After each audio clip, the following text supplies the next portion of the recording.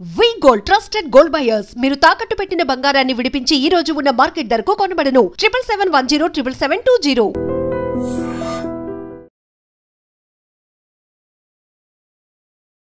నమస్కారం, నేను డాక్టర్ శ్రీనివాస్ చెలిమిల సంస్కృతి ఆయుర్వేద క్లినిక్ నుంచి మాట్లాడుతున్నాను.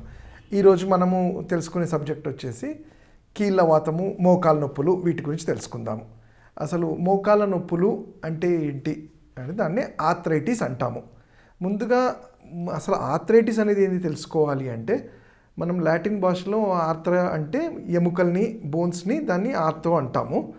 దానికి వచ్చే వాపునే అదే ఐటిస్, ఇన్ఫ్లమేషన్ని ఆర్థరైటిస్ అంటాము.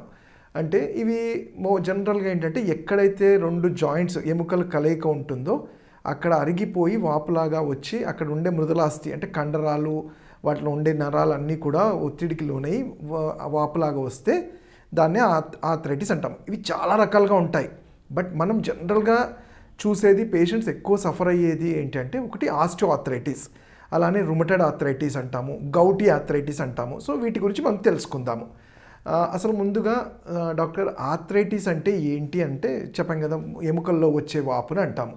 దాన్ని గుర్తించడం ఎలా, ఎవరికి వస్తుంది అంటే, దీంట్లో ముందుగా చూసుకుంటే ఈ ఆస్టియో ఆర్థరైటిస్ అంటాం. అంటే ఇది ఒక ఏజ్ వల్ల, వయసు పెరుగుతున్న కొద్దీ వాళ్ళల్లో, ఏజ్ 50-60 ఇయర్స్ వాళ్ళల్లో జనరల్గా చూస్తుంటాం. దీంట్లో ఏమవుతుంది ఈ ఆస్టియో ఆర్థరైటిస్లో, ఎస్పెషల్లీ నేను ఇంతకుముందు చెప్పినట్టు ఏజ్ వల్ల మన బాడీ బియరింగ్ జాయింట్స్ అంటాం. అంటే మోకాళ్ళు కానివ్వండి, హిప్ జాయింట్స్ కానివ్వండి, అట్లానే స్పైన్ కానీ, వీటి మీద అలానే మన కీళ్ళు కూడా అంటే యాంకిల్ జాయింట్స్, ఇవన్నీ కూడా బరువు, మన శరీర బరువుని మోసేవి కాబట్టి వీటిలో ఏజ్ వల్ల, అధిక బరువు వల్ల రాపిడికి గురై అరుగుతూ ఉంటాయి. అయితే ఇంకోటి రుమటెడ్ ఆర్థరైటిస్ అంటాం. ఇది ఏజ్తో సంబంధం లేకుండా బ్లడ్లో మన బాడీయే మన మంచి కణాలని డ్యామేజ్ చేస్తూ ఉంటుంది. అంటే ఇది జెనెటిక్గా ఉంటుంది, కొన్ని ఇన్ఫెక్షన్స్ వల్ల కూడా జరుగుతుంది. ఏజ్తో సంబంధం లేకుండా చిన్న ఏజ్ నుంచి పెద్దవాళ్ళలో కూడా చూస్తూ ఉంటాము. దీన్నే రుమటెడ్ ఆర్థరైటిస్ అంటాం. అలానే గౌటీ ఆర్థరైటిస్ అంటే యూరిన్లో నుంచి, మన బాడీలోంచి వెళ్ళిపోవాల్సిన యూరిక్ యాసిడ్ ఏదైతే ఉందో అవి రాళ్ళలాగా తయారయ్యి, ఎస్పెషల్లీ బొటన్ వేలు దగ్గర క్లాగ్ అవ్వడము, అలాంటి యూరిక్ యాసిడ్ ఇవన్నీ చూస్తుంటాము. అలానే యాంక్లోజింగ్ స్పాండిలైటిస్ అంటాము. అంటే మనం చూస్తుంటాం యాంక్లోజింగ్ స్పాండిలైటిస్ అంటే వెదురు బొంగు ఎలా ఉంటుందో అలా స్పైన్, వెన్నుపూస అంతా కూడా ఫ్యూజ్ అయిపోయి ఒకదానికొకటి అతుక్కుపోయి కొంచెం కూడా అంటే ఏదైనా తిరిగి చూడాలన్నా మనిషి మొత్తం బాడీ అంతా, మెడ తిరిపి చూడాలన్నా కానీ మొత్తం బాడీ అంతా తిరిగి చూస్తుంటారు. అదే యాంక్లోజింగ్ స్పాండిలైటిస్ అంటాం. అలానే సోరియాటిక్ ఆర్థరైటిస్ అంటే ఈ సోరియాసిస్ అనేది కూడా ఒక ఆటో ఇమ్యూన్ డిజార్డర్. దాంట్లో HLA-B27 పాజిటివ్ ఉన్న వాళ్ళల్లో ఆర్థరైటిక్ కండిషన్ కూడా చూస్తుంటాం. అంటే ఎముకల మీద కూడా ఈ ఎఫెక్ట్ అనేది కనబడుతూ ఉంటుంది. సో మనం ఈరోజు క్లుప్తంగా తెలుసుకునేది ఈ ఆస్టియో ఆర్థరైటిస్ గురించి తెలుసుకుందాము. ఆస్టియో ఆర్థరైటిస్ ఎలా గుర్తించడం ఎలా, దాని లక్షణాలు ఏంటి అంటే, ఫస్ట్గా చూస్తే ఏంటంటే, దీనికి ఏదో ఎక్స్రేలే అవన్నీ కంపల్సరీ కాదు. మనం చేసే మన రోజువారీ కార్యక్రమాల్లో కూడా ఇబ్బంది కలిగినప్పుడు, అంటే ముందు దీనికి ఒకటి ఎర్లీ స్టేజ్లో గుర్తిస్తే మనం దాన్ని తొందరగా, అంటే దాన్ని కార్టిలేజ్ అనేది ఏదైతే రెండు జాయింట్స్ మధ్యలో ఉంటుందో అది కుషన్ లాగా పనిచేస్తుంటుంది. అది అరిగిపోకుండా ఎర్లీ స్టేజ్లో గుర్తించగలిగితే దీన్ని మంచిగా అక్కడే మెయింటైన్ చేయగలుగుతాం. ఇంకా లేటర్ స్టేజెస్లో, 3rd, 4th స్టేజ్లో వచ్చిన వాళ్ళని ఏంటంటే, అలాంటి వాళ్ళకి సర్జరీ అనేది అడ్వైజ్ అవుతుంది. అంటే ఏ మెడిసిన్స్, ఏ ట్రీట్మెంట్స్ పనిచేయనప్పుడు శల్య చికిత్సస్ అనేది అడ్వైజ్ చేస్తాం. బట్ మనకి జనరల్గా చాలా హింట్స్ ఇస్తుంది, మన శరీరం చాలా మనకి చెప్తూ ఉంటుంది. అది ఎలా అంటే, నొప్పి ఒకటేనే కాకుండా మనం చేసే పనులు, అంటే కొంచెం దూరం మనం లేచి నడిచి వెళ్ళాలన్నా అబ్బా నాతో అవ్వట్లేదు, లేకపోతే కుంటినట్టు అవ్వడము, కాలు ఎత్తు అంటే తీసి కాలు పెట్టడంలో కూడా చాలా ఇబ్బంది అవ్వడము. దీని లక్షణం మెయిన్గా ఏంటంటే స్టిఫ్నెస్ అంటాం. ఇది ఎక్కువ ఎఫెక్ట్ పడేది మోకాళ్ళల్లో. ఈ మోకాళ్ళలో ఏంటంటే మనకి చూసుకుంటే, దాని స్ట్రక్చర్ చూసుకుంటే, మన ఈ రెండు ఎముకల మధ్యలో నేను ఇంతకుముందు చెప్పినట్టు కార్టిలేజ్ అంటాం. అది కుషన్ లాగా, దాంట్లో సైనోవియల్ ఫ్లూయిడ్ అంటే ల్యూబ్రికెంట్ అనేది ఉంటుంది. ఇది మన మూమెంట్స్ని ఫ్రీగా ఉంచి మన యాక్టివిటీస్ అన్నిటినీ రెగ్యులర్గా చేయడానికి వీలవుతుంది. ఎప్పుడైతే ఈ సైనోవియల్ ఫ్లూయిడ్ అనేది, ఆ లిక్విడ్ అనేది డ్రై అప్ అయిపోయి ఆ కార్టిలేజ్ రప్చర్ అవుతుందో, అప్పుడు ఒక ఎముకకి ఇంకో ఎముక రాపిడి జరిగి అక్కడ నడవలేని పరిస్థితి కూడా వస్తుంది. దీన్నే ఆయుర్వేద భాషలో చెప్పాలంటే వాతం కింద చూస్తాము. అంటే మీరు చాలా మటుకు వినే ఉంటారు, వాతం చేసింది అంటే దాన్నే సంధివాతం. ఒక జాయింట్లో ఈ వాతం పెరిగిపోవడం అంటే బాగా డ్రైనేజ్ పెరిగిపోవటం వల్ల నేను ఇంతకుముందు చెప్పినట్టు ఒక ఎముకకు ఒకటి రాసుకోవటము, వీటితో పాటు అక్కడ ఉండే కండరాలు ఏవైతే పోషణ ఇచ్చి మూమెంట్కి ఉంటాయో కండరాలు వీక్ అయిపోవటము, నరాలు దెబ్బతినడం అనేవి చూస్తుంటాం. మరి ఇది ఒకటే లక్షణమా అంటే దానికి మెయిన్గా వచ్చేది పెయిన్ కూడా అంటాం. అంటే నొప్పితో పాటు వాపు, కొంచెం కాలు ముందుకి వెనకన్నా సౌండ్స్ లాంటిది, కూర్చొని లేవలేకపోవటం, ఇవన్నీ చూస్తుంటాం.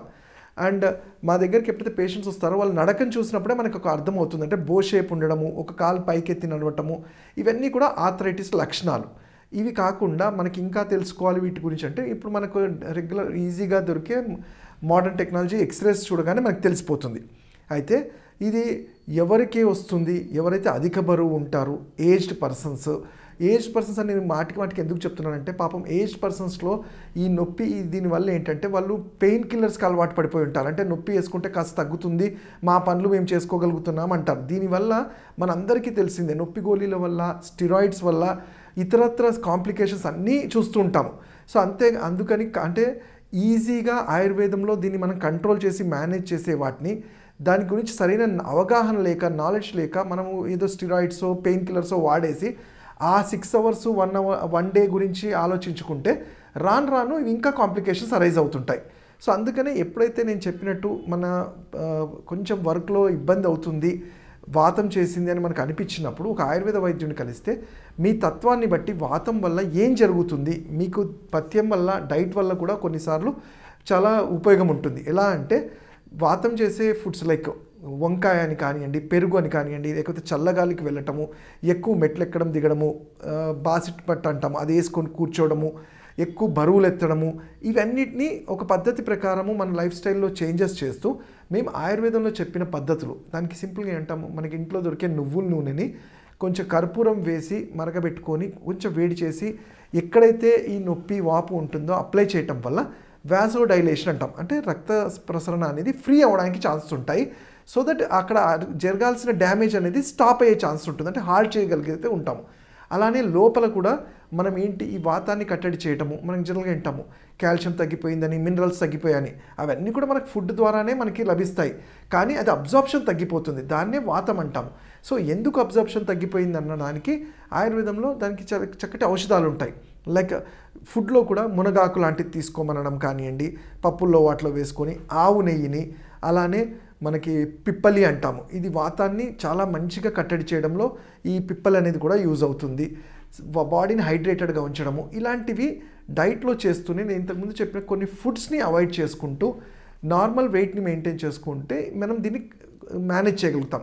ఇవన్నీ చేసినా లేదు డాక్టర్ గారు చాలా పెయిన్ఫుల్గా ఉంది, మరి సర్జరీ ఒకటే ఆప్షన్ అంటే సర్టన్లీ నాట్ అని చెప్తాం. ఎందుకంటే కొన్ని స్టేజెస్ వరకు మనము దీన్ని మేనేజ్మెంట్ అంటే మెడికల్ మేనేజ్మెంట్ అవి కూడా కాకపోతే ఆయుర్వేదంలో పంచకర్మలో పూర్వకర్మాస్ అంటాము. దాంట్లో జాను బస్తి, జాను అంటేనే మోకాల్ని, దీనికి పిండి లాంటిది కొన్ని మెడిసిన్స్తో అప్లై చేసి దారలాగా వేయటం వల్ల ఈ కండరాలకి కావాల్సినంత పోషణ, ఆక్సిజనేషన్, సర్క్యులేషన్ ఇంప్రూవ్ అయ్యి మొబిలిటీ పెరుగుతుంది. అంటే ఒక 5 సంవత్సరాల్లో జరగాల్సిన డ్యామేజ్ మనం కొంచెము స్లో అవాయిడ్ చేసి 10-15 ఇయర్స్ వరకు మేనేజ్, ఎటువంటి నొప్పి గోళీలు లేకుండా, ఎటువంటి మన లైఫ్ స్టైల్ డిస్టర్బెన్స్ కాకుండా మేనేజ్ చేయగలుగుతాం. అప్పటికి కొన్ని ఔషధాలు అవసరం అనుకున్నప్పుడు ఆయుర్వేదంలో కొంచెం ఓపికగా వాడుకోగలిగితే ఎటువంటి సైడ్ ఎఫెక్ట్స్ లేని గుగ్గులు అంటాము, యోగరాజ గుగ్గులు అని కానివ్వండి, నిర్గుండియాది కషాయం కానీ ఇలాంటివి సజెస్ట్ చేస్తుంటాం. మరి ఇంట్లో మనం ఏం చేసుకోగలుగుతాము? ఎర్లీ స్టేజ్ అంటే నేను చెప్పినట్టు కొంచెం తైల అభ్యంగనాలు చేయటము, ఆవు నెయ్యి తీసుకోవడము, అలానే మనకి వావిలాకు మనకి దొరుకుతూనే ఉంటాయి, వావిలాకు కానీ ఆముదం కానీ, వీటిని కొంచెం వేడి నీళ్ళల్లో బాయిల్ చేసుకొని స్నానం చేసేప్పుడు మోకాళ్ళ మీద కానీ ఎక్కడైతే జాయింట్స్ పెయిన్ ఉంటుందో అక్కడ అప్లై చేయటం వల్ల కండరాలలో ఉండాల్సిన ఆ స్టిఫ్నెస్ అంతా రిలీవ్ అయ్యి కొంచెం ఫ్రీనెస్ పెరుగుతుంది. అలానే నేను చెప్పినట్టు ఇవన్నీ వర్కౌట్ కాకపోతే ఆయుర్వేదిక్ పంచకర్మ ట్రీట్మెంట్స్ అనేది తప్పకుండా మీరు అవైల్ చేసుకోగలిగితే ఇది సివియారిటీ కాకుండా, ఒకవేళ అయినా కాంప్లికేషన్స్ కాకుండా మనం అవాయిడ్ చేయగలిగిన వాళ్ళం అవుతాము. వెన్నుపూస, దాని సంబంధిత వ్యాధులు. వెన్నుపూస అంటే మెడ దగ్గర నుంచి నడుం వరకు ఉండే ఈ 33 వర్టిబ్రల్ కాలమ్స్లో వచ్చే వ్యాధుల గురించి ఈరోజు తెలుసుకుందాం. అండ్ ముఖ్యంగా ఇది ఏంటంటే ఏజ్తో సంబంధం లేకుండా మనం చూసుకుంటే చాలా టీనేజర్స్ నుంచి ఈ మిడిల్ ఏజ్డ్ వాళ్ళకి, ఏజ్డ్ వాళ్ళల్లో కూడా చాలా ఎక్కువగా సఫర్ అవుతున్నారు. దీనికి కారణంగా చూసుకుంటే ఏంటంటే ఫస్ట్ థింగ్ ఏంటంటే మనము కొన్ని సందర్భాల్లో ఇప్పుడు టీనేజర్స్లో చూసుకుంటే థ్యాంక్స్ టు ద రోడ్స్ అంటాము. ఈ బంపీ రోడ్స్ వల్ల ఏమవుతుందంటే మన వర్టిబ్రల్ కాలం అనేది ఒక అలైన్మెంట్ ఉంటుంది. అది మనము మూమెంట్స్ చేయడానికి, మనం ఏదైనా ఎత్తి వంగి తీయడానికి కానీ, మనం బరువులు ఎత్తడం కానీ, పనులు చేయడానికి ఇది ఫ్లెక్సిబుల్గా ఉంటుంది.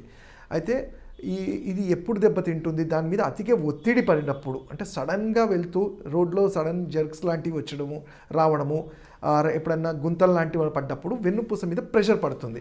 ఇవి మిగతా జాయింట్స్ లాగా పెద్ద జాయింట్స్ కాదు, చాలా చిన్నవి. 5 రకాలు ఉంటాయి: సర్వైకల్, థొరాసిక్, లూంబారు, అలానే స్వాక్రము, కోసిక్స్ అనేవి. సో వీటిలో ఇవి చాలా చిన్న జాయింట్స్ ఒకదానికొకటి పేరుకొని ఉంటాయి. అయితే వీటి మధ్యలో ఇంటర్వర్టిబ్రల్ డిస్క్ అంటాం. అవి ఏంటి, మనం చూస్తే మాంసం ముద్ద, ఒక జాయింట్ మధ్యలో ఆ మాంసం ముద్ద లాంటిది ఎప్పుడైతే కంప్రెస్ అవుతుందో అది బ్రేక్ అయ్యి బయటికి రావటం చూస్తుంటాం. ఇది జనరల్గా మనము మన ట్రావెలింగ్ వీటి వల్ల చూస్తాం. ఇవి కాకుండా కొన్ని సందర్భాల్లో కొన్ని డిఫిషియన్సీస్ అంటాం, అంటే బాడీలో మినరల్స్, విటమిన్స్ డిఫిషియన్సీస్ వల్ల, కొన్నిసార్లు పోస్చరల్ వల్ల అంటాం. అంటే ఒకటే పొజిషన్లో మనం చూస్తుంటాము. ఎక్కువగా సాఫ్ట్వేర్ వాళ్ళు ఏంటంటే కంప్యూటర్స్ ముందు ఒకటే పొజిషన్లో ఉండటం వల్ల సర్వైకల్ వర్టిబ్రాల మీద ఒత్తిడి పడి అది ఒక రోజులో జరగకపోవచ్చు. అంటే మీరు ఇక్కడ చిన్న ఎగ్జాంపుల్ ఇవ్వాలి. మా దగ్గరికి ఎప్పుడైతే పేషెంట్స్ డాక్టర్ గారు నాకు సర్వైకల్లో స్పాండిలైటిస్ ఉంది, ఆపరేషన్ అని చెప్పారు, అది ఎంఆర్ఐ తీసాము, దాంట్లో మొత్తం అరిగిపోయి వచ్చారు. బట్ మీకు చెప్పేది ఏంటంటే ఎప్పుడైతే మీరు ఎంఆర్ఐ తీస్తారో ఆ రోజు అరగదు. ఇది ఒక ఎముక అరగాలంటే ఒక 3 నుంచి 4 సంవత్సరాలు పడుతుంది. అంటే ఆ 2 నుంచి 3 సంవత్సరాల వరకు మన బాడీ చాలా చెప్తుంది, మనం వాటిని గుర్తించడంలో విఫలమవుతాము. అంటే ఫర్ ఎగ్జాంపుల్ చెప్తాను, ఎప్పుడైతే మనం అంటాము మెడ నొప్పి కానివ్వండి, నడుము నొప్పి వచ్చినా కానీ నేను రెస్ట్ తీసుకుంటే తగ్గిపోతుంది, లేకపోతే పెయిన్ కిల్లర్ తీసుకుంటే తగ్గిపోతుంది, లేదంటే ఇది ఎక్సర్సైజ్ చేస్తే తగ్గిపోతుంది అంటాం. కాదు, అది మీకు ఒక warning symptom. Something is different. మీరు చేసే రోజువారీ యాక్టివిటీస్, అంటే ఎక్కడ దూరం వెళ్ళాలి, కొంచెం ఏదైనా పని చేయాలన్నా అమ్మో నాతో అవ్వట్లేదు అన్నప్పుడే మన బాడీ ఎక్కడో డిస్బ్యాలెన్స్ అవుతుంది అనేది గుర్తించాలి. గుర్తించినప్పుడు ఏం చేయాలి, నేను యాజ్ ఏ ఆయుర్వేద వైద్యుడిగా ఎప్పుడైనా మీరు దగ్గరలో ఉన్న ఆయుర్వేద వైద్యుని కలిస్తే మీ నాడిని చూసి వాతపైత్య కఫాల్లో వాతం ఉన్న వాళ్ళకి ఇది చాలా ఎక్కువగా ఎఫెక్ట్ అవుతుంది. కాబట్టి వాళ్ళ డైట్లో కొన్ని చేంజెస్ చేస్తూ, లైఫ్ స్టైల్లో కొన్ని చేంజెస్ చేస్తే ఇది ఫర్దర్గా ప్రొసీడ్ అవ్వకుండా ఉంటుంది. సరే, ఇవి కాకుండా మనం ఇంకెలా గుర్తించగలుగుతాము, వీటి లక్షణాలు ఏంటి అంటే మెడ మీరు చూస్తే సర్వైకల్ స్పాండిలైటిస్ అంటాము. ఈ వెన్నుపూసలో ఉండే ఈ 7 వర్టిబ్రాలో ఇంత చిన్నగా నరాలు వెళ్తుంటాయి. దాన్ని క్రేనియల్ నర్వ్స్, అలానే స్పైనల్ నర్వ్స్ ఉంటాయి. క్రేనియల్ నర్వ్స్ అనేవి బ్రెయిన్ నుంచి ఎలా ఉంటాయి, స్పైనల్ నర్వ్స్ అనేవి, ఈ స్పైనల్ నర్వ్స్ అనేవి ఒత్తిడి, అంటే ఒక ఎముక టు ఎముకకు రాపిడి, నేను చెప్పినట్టు ఇంతకుముందు హెర్నియేషన్ అంటాం, కిందికి జారిపోవటము, డిస్క్ ప్రొలాప్స్ అవటం వల్ల నడుములో కూడా అక్కడ ఉండే నరాలన్నీ కూడా దెబ్బతింటాయి. మీరు ఒక ఏజ్ తర్వాత 40, 45 ఆర్ 50 ఇయర్స్ వాళ్ళల్లో ఒక ఎముక అరిగిపోయిన తర్వాత దాన్ని రీజనరేట్ చేయడం అనేది ఎవరి వల్ల సాధ్యం కాదు. కానీ మరి ఆయుర్వేదంలో ఎలా వీటిని తగ్గించగలుగుతున్నామంటే మనకు ఉండే ఈ కండరాలు, నరాలని మళ్ళీ రీజనరేట్ చేసే శక్తి మాత్రం ఉంటుంది. అది 60-70 ఏళ్ళ వాళ్ళల్లో కూడా మన నరాలు అనేవి రీజనరేట్ చేసుకునే కెపాసిటీ ఉంటుంది. కాబట్టి మేము చేసే థెరపీస్ కానివ్వండి, ఆ ఔషధాలు కానివ్వండి, ఇవన్నీ కూడా ఈ వాతానికి సంబంధించి, అలానే కండరాలు, నరాలని పోషణ చేయటం వల్ల ఆ అరిగిపోయిన ఏదైతే డిస్క్ లోపలికి బల్జ్ అయ్యి ఉంటుందో అది వంగిపోయి అది జారటం వల్ల ఈ కండరం ఎప్పుడైతే హోల్డ్ చేయగలుగుతుందో అక్కడ మళ్ళీ ఆక్సిజనేషన్ పెరుగుతుంది. దానికి సింపుల్ ఎగ్జాంపుల్, ఒక ఫ్రాక్చర్ అయిన చోట మనం చూస్తుంటాం, చేతికి కానీ ఎక్కడైనా ఫ్రాక్చర్ అయినప్పుడు మనము ఫ్రాక్చర్ అయిన తర్వాత మీరు ఏం చేసినా చేయకపోయినా ఒక 40 రోజుల్లో బోన్ అనేది ఫామ్ అయిపోతుంది.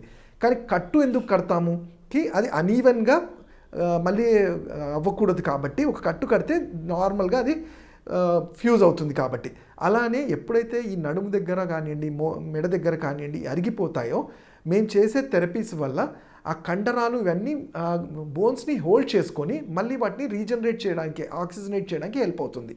అయితే మెయిన్గా ఎప్పుడు డాక్టర్ని కలవాలి, ఎప్పుడు వైద్యుని కలవాలి అంటే మీరు చేసే ఇప్పుడు మెడ దగ్గర వచ్చినప్పుడు కొంచెం మనం మూమెంట్ చేసినా కళ్ళు తిరగటము, వీటి లక్షణాలు కళ్ళు తిరగటము, చేతుల్లో తిమ్మిర్లు, గుండె దడ అంటాం, కూర్చొని లేస్తున్నప్పుడు కళ్ళు తిరుగుతున్నాయి, అలానే గుండె దడ లాంటిది ఇవి చూస్తుంటాం. అలానే మెడ స్టిఫ్నెస్, పొద్దున్న లేవగానే స్టిఫ్గా ఉండడము.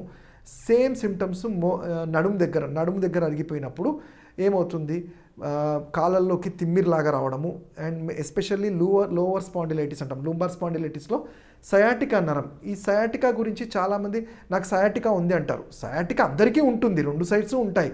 బట్ ఎప్పుడైతే L3, L4లో అరిగిపోయి అది దీని మీద ఒత్తిడి తెస్తుందో అది తొడల బ్యాక్ సైడ్ నుంచి వెళ్ళే ఆ నరం అంతా ఒత్తుకుపోతుంది. సో ఇక్కడ సయాటికా కన్నా ముందు ఆ సయాటికా నరం ఒత్తుకున్న దాన్ని రిలీవ్ చేయాల్సి ఉంటుంది. సో చేసినప్పుడు ఆ తిమ్మిర్లు కానీ అవన్నీ కూడా తగ్గుతాయి. అలానే సర్వైకల్ స్పాండిలైటిస్కి లూంబార్ స్పాండిలైటిస్కి మేజర్గా ఒక పెద్ద డిఫరెన్స్ ఏంటంటే లూంబార్ స్పాండిలైటిస్లో మనం రెస్ట్ ఇచ్చి ట్రీట్మెంట్స్ చేస్తే చాలా ఫాస్ట్గా రికవరీ అవుతారు. బట్ సర్వైకల్ స్పాండిలైటిస్కి ఎందుకు టైం పడుతుంది డాక్టర్ గారు అంటే ఇది ఎమోషనల్లీ కనెక్టెడ్. మనిషి ఎంత ఆలోచన చేస్తుంటే అది బ్రెయిన్కి రీచ్ అవ్వాల్సిన ఆక్సిజనేషన్ని ఆ క్రేనియల్ నర్వ్స్ మీద కూడా ప్రెషర్ పడుతుంది. సో మరి చూస్తుంటే సర్వైకల్ స్పాండిలైటిస్లో చాలా యాంగ్జైటీగా ఉంటారు, భయపడుతూ ఉంటారు, కొన్నిసార్లు చాలా స్ట్రెస్ఫుల్గా ఉంటారు. వీళ్ళల్లో అందుకే కౌన్సిలింగ్తో పాటు మెంటల్గా కూడా మనం వాళ్ళని మానసికంగా కూడా కొంచెం కంట్రోల్ చేయగలిగితే సర్వైకల్ స్పాండిలైటిస్ కూడా సర్జరీ వరకు వెళ్లకుండా మనం ఎండప్ చేసిన వాళ్ళం అవుతాము. అయితే దీనికి చికిత్సలు ఏంటి అంటే మనకి ఈజీగా ఇంట్లో మనం చేసుకోగలిగితే రోజు నువ్వుల నూనెలో కొంచెం కర్పూరాన్ని మిక్స్ చేసి వెన్నుపూస మెడ దగ్గర నుంచి నడుం వరకు అప్లై చేసి కాస్త ఎండలో ఉండగలిగితే మ్యాక్సిమం విటమిన్ డి అబ్జార్ప్షన్ కూడా ఉంటుంది. అలానే కండరాల్లో రక్త ప్రసరణ ఫ్రీగా సరఫరా అవుతుంది. ఇవన్నీ చేస్తున్నా అసలు ట్రీట్మెంట్ అంటే తగ్గట్లేదు. దీనికి మరి ఆయుర్వేద పరిష్కారం ఏంటి అంటే దీనికి చాలా చక్కటి పరిష్కారము. కాస్త ఓపిక్గా మీరు ఔషధాలు వాతాన్ని తగ్గించి ఈ కండరాల పోషణ పెంచే ఔషధాలు ఉంటాయి. అలానే పంచకర్మలో పూర్వకర్మ థెరపీస్ అంటాము. పంచకర్మలో కూడా నస్యకర్మ అనేది ఈ సర్వైకల్ స్పాండిలైటిస్కి చాలా సక్సెస్ఫుల్గా ట్రీట్మెంట్ చేస్తాం. అదేంటి, ఆవు నెయ్యిలో కొన్ని మందుల్ని మిక్స్ చేసి రోజు ఉదయాన్నే ముక్కులో 4 ఈచ్ ముక్కులో నాస్ట్రిల్స్ 4 చుక్కలు వేయటం వల్ల డైరెక్ట్గా అది బ్రెయిన్కి ఆక్సిజనేషన్ ఇంప్రూవ్ అవుతుంది. ఆక్సిజన్ పెరిగినప్పుడు సర్వైకల్ కంప్రెషన్ అంతా తగ్గుతుంది. అలానే లూంబార్ స్పాండిలైటిస్ నడుము దగ్గర వచ్చినప్పుడు మాత్రాబస్తి అంటాము. అంటే కొన్ని స్పెసిఫిక్ ఆయిల్స్ని త్రూ యానస్ ద్వారా పంపించడం వల్ల అక్కడ పేరుకుపోయిన స్టిఫ్నెస్ అయిన మజిల్స్ని రిలీజ్ చేస్తుంది. వీటితో పాటు ఎక్స్టర్నల్గా పూర్వకర్మాస్ అంటాము. వాటినే మనకి మీరు చూస్తే ఇప్పుడు వెస్ట్రన్ కంట్రీస్లలో కూడా అన్ని చోట్ల ఇది చాలా ప్రముఖంగా చూస్తుంటాము. అదే కటివస్తి అంటాము, గ్రీవవస్తి అంటాము. గ్రీవవస్తి అంటే మెడ దగ్గర చేస్తే ఒక పిండి లాంటిది పెట్టి ఆయిల్స్ని దారలాగా వేయటము.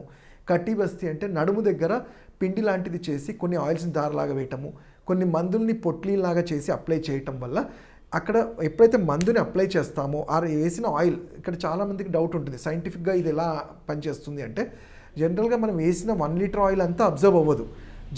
స్కిన్ సెల్స్ అనేవి స్కిన్ పోర్స్ అనేవి ఒక 10-15 ml ఎవ్రీడే ఆ మెడికేటెడ్ ఆయిల్ని అబ్జర్వ్ చేసుకోగలిగితే అక్కడ ఆక్సిజనేషన్తో పాటు రీజనరేట్ అయ్యే ఛాన్సెస్ ఉంటాయి. సో ఇవి మీకు డౌట్స్ ఉన్నప్పుడు మమ్మల్ని అడిగినప్పుడు ఆయుర్వేద వైద్యులుగా మేము క్లియర్గా మీకు ఎక్స్ప్లెయిన్ చేసి ట్రీట్మెంట్ మొదటి ఎక్స్ప్లెయిన్ చేసి దాన్ని అప్లై చేస్తాం.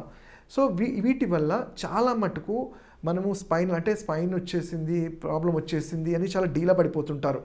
కంగారు వచ్చేస్తుంది అంటే నడవలేనేమో అనే భయంతో కూడా ఉంటారు. సో ఈ భయాల్ని పక్కన పెట్టి సరైన ఔషధాలతో ఆయుర్వేద వైద్యుడిని కలిసి సరైన టైంలో ట్రీట్మెంట్ తీసుకోగలిగితే వీటి కాంప్లికేషన్స్ నుంచి, ఎందుకంటే కాంప్లికేషన్స్ అంటే మీరు చూస్తే స్పైనల్లో లోవర్ స్పైన్లో ఎఫెక్ట్ పడ్డప్పుడు బ్లాడర్ కంట్రోల్ కూడా తప్పుతుంది. సో అంతవరకు కాకుండానే ఆయుర్వేద చికిత్సలు తీసుకోగలిగితే తప్పకుండా వీటికి గుణం ఉంటుంది. మనం మెయింటైన్ చేసుకుంటూ ఎటువంటి ఇబ్బందులు లేకుండా లైఫ్ని లీడ్ చేయగలుగుతారు. ఇంకా వీటి గురించి తెలుసుకోవాలంటే నన్ను ఆన్లైన్ కన్సల్టేషన్ చేయొచ్చు. నా number 7658909501. Thanks. And don't forget to subscribe to iDream. And for more videos, please subscribe to iDream. Please subscribe to iDream. Please subscribe iDream. And please subscribe to iDream. For more videos, subscribe to iDream. please like, share and subscribe to the channel. Congratulations, iDream. Subscribe to iDream. Subscribe to iDream. So subscribe to iDream Media. iDream ki iDream team andarki huge congratulations. Please subscribe iDream Media. Please subscribe to iDream. Subscribe iDream. Please subscribe to iDream. iDream అంటే నా కళల channel subscribe చేసుకున్న నోరు తిరుగుతలేదు, మీరైతే గంట గుర్తు కొట్టండి. For more such videos, please subscribe to iDream. Subscribe to iDream. Please subscribe to iDream. Please subscribe iDream Media. Please do subscribe to iDream. Please subscribe to iDream Media. For best entertainment and information, please subscribe iDream.